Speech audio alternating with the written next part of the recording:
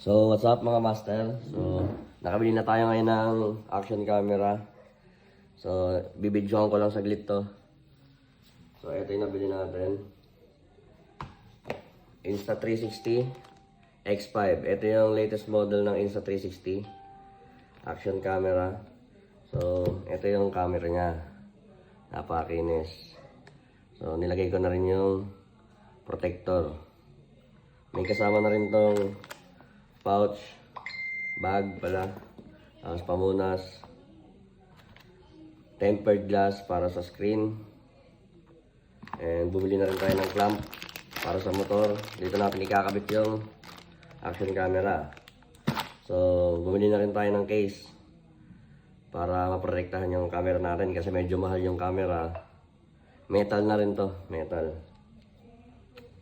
Tapos meron na siyang kasamang pouch. Ito yung protector niya rin dito. Ayan. Para hindi masyado magagasgasan yung camera, yung glass. So, bukas mag-rides tayo. Kahit saglit lang, mga malapit-lapit lang. Susubukan natin itong gamitin. Hindi ko pa kasi ito na-try. So, ita-try natin bukas.